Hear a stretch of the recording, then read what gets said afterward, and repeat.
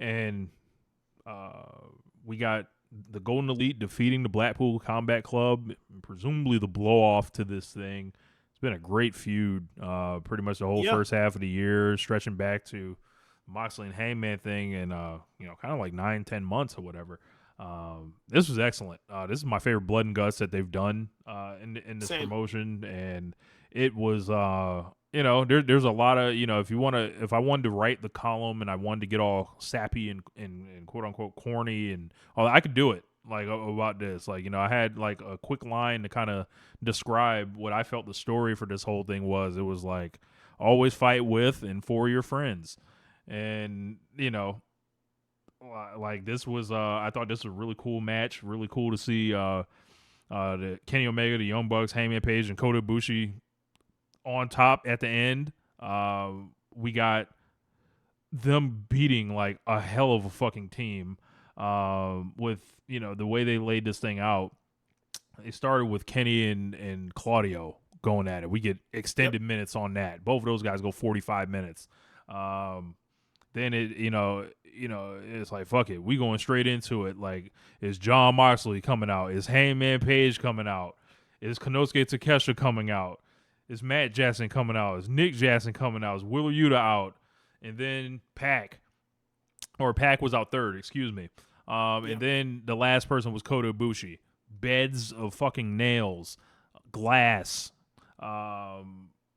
just like I really shouldn't have to say more than that, but superplex, Pac, double foot stomp off the top of the cage through Matt Jackson on the table. Yeah, it was awesome. Screwdrivers, Moxley coming in, stabbing with the forks. From the like straight to the bleeding. I look. There's not enough blood in here. It's blood and guts. I'm here to provide the blood for y'all. Yeah. You see, we both wore red, to review Blood and Guts, Yeah. Oh, he's stupid. But yeah, Pac swinging off the cage, that shit was like a kid at a fucking jungle gym. Like you know what? I'm up here, and then, whoa, I'm not.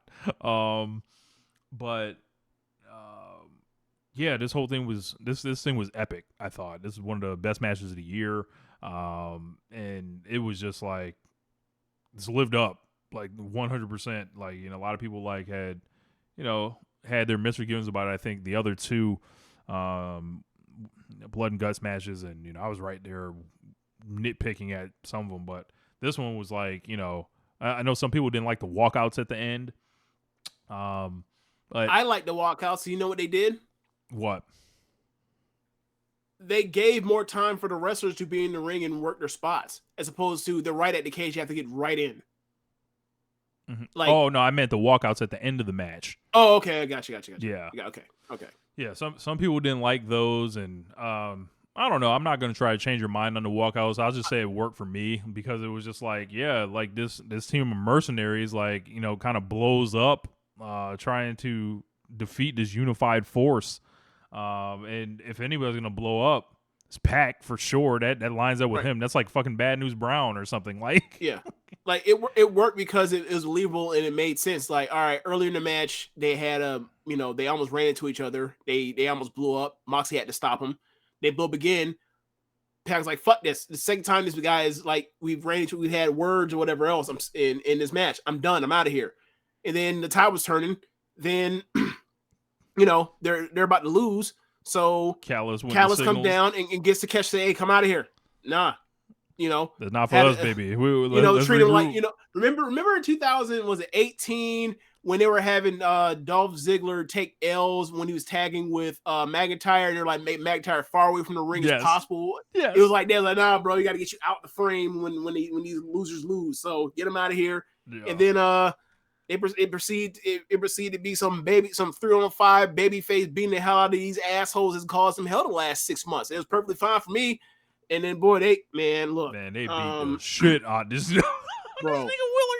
They pulled out the handcuffs. They handcuffed Moxley. He couldn't do shit. He was stuck there.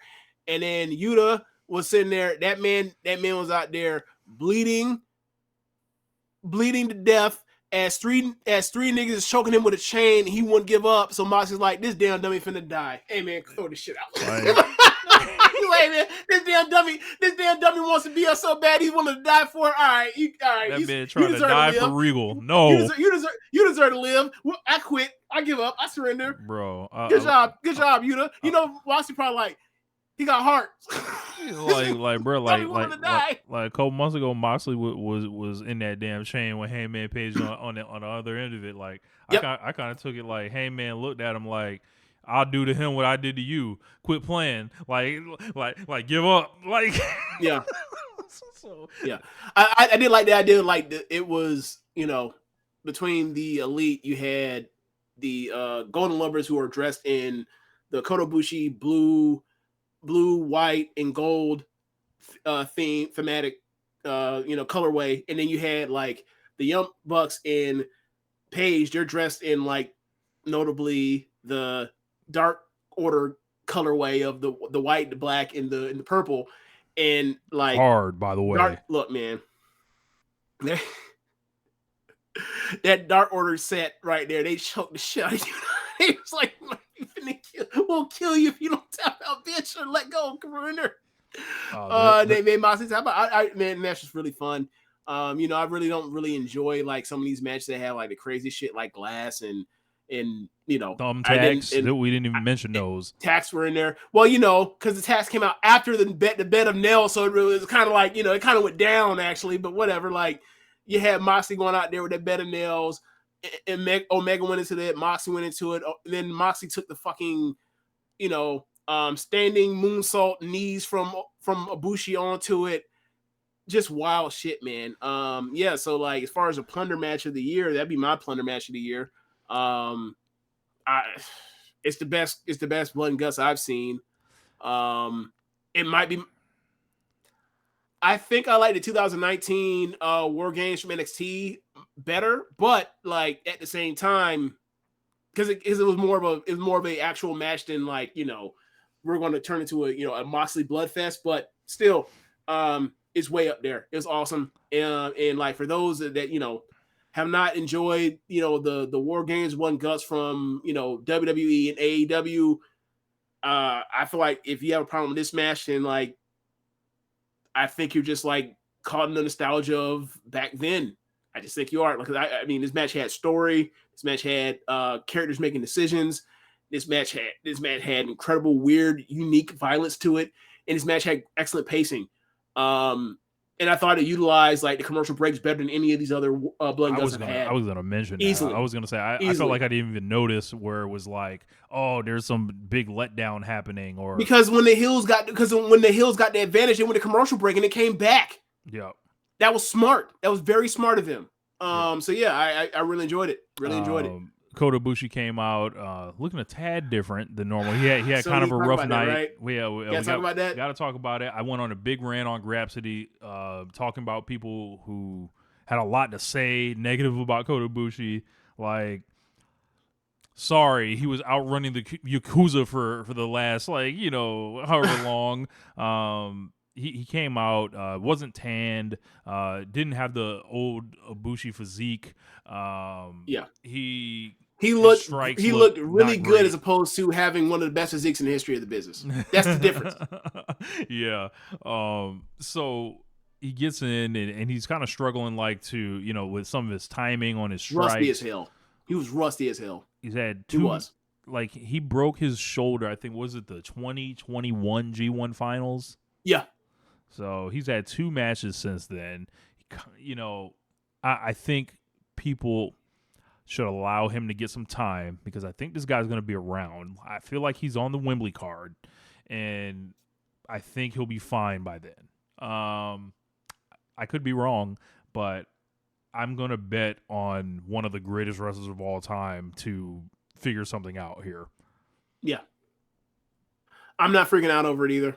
So, and also like it seems like he's going to be in tags if he's going to be around. So like he can be hidden if, he's not him, and like him not being him, he's still, Like, remember what Iverson said about Jordan at the Jordan's last All-Star game? He's like, Michael Jordan at 50 will still be better than 90% of the league. It's like it's the same thing. It's like Kota Ibushi while washed still better than whatever percent you want to put on of the wrestling population. Look, I think it'll be fine. And if he is, that man gave us lots of hard years, lots of G1s, lots of great Wrestle Kingdom matches, lots of great tag matches. Lots of insane shit that you would never ever see, doing moonsaults off of the balconies and Budokan Hall and all that shit, and he's given us a lot. So yeah, it was almost like a rite of passage for Ibushi to finally appear in AEW. Like, and everyone but Rey Mysterio now has appeared in AEW in the main event of All In.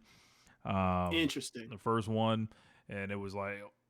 Everyone was waiting when is one of the Golden Lovers reuniting, and a lot of people were happy about this, and it was a good night for a lot of fans of these guys, and it was just like I thought we saw like the end of something like pretty epic that went down like with this whole BCC Elite thing, and I can't imagine watching this feud and just not kind of understanding it and like the like kind of importance of this whole thing, right? With the BCC saying we are the elite in AEW, like, and like how much of a direct challenge that is, literally, to what the fucking company letterhead says, right? And then they go to fucking war for months in like classic multi-man matches, like from the fucking Anarchy to the Arena to Forbidden Door, the cage match, the singles match with Kenny and Wheeler Yuta, Konosuke and Takeshita getting involved in this thing, turning, Don Callis getting involved in this thing, all the beatdowns, the screwdriver stuff that was a constant theme throughout in all this. Unfortunately, Bryan Danielson got injured, so he couldn't be a part of the blow-off thing. Right. But him getting in there and doing the turn, and I just thought this is such a great feud, one of the greatest feuds in AEW history. Like, yeah, unquestionably, like, and it's just like the level of matches is so high, and I just hope people appreciate this shit, because like, if they don't, I don't understand what they want to watch. I think the only thing that's really missing.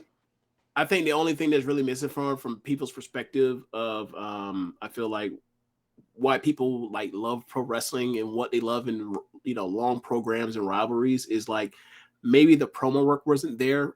Like once we got past like the Hangman Moxley section of it, and once we got involved with the Elite getting reunited, once you get to Anarchy in the Arena, we kind of got and also like some of the weird stuff going on with like Kenny Omega's appearances, and after doing the job, leaving for a few weeks, coming back, that sort of thing. Like maybe that's what was missing for some people to feel the oomph of it. But like for me, all the stuff you mentioned, it was all there. And all that, a lot of that stuff is still earned off of the work that they did with the Elite, in prior years to them, breaking up, and now they're reassembled. So for me, I love this thing. This is probably my second favorite feud of the year this year. Except that, Julia punched Tam's fucking head, or her headbutt her so much she got busted open at a press conference. Like that's it. Those are my two favorite feuds of the year. That's it.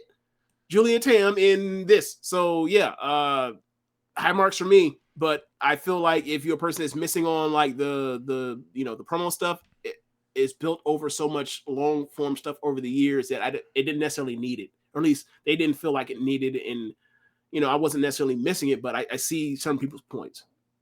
Yeah. But either way, can't knock those matches. And if you do, you're out of your mind.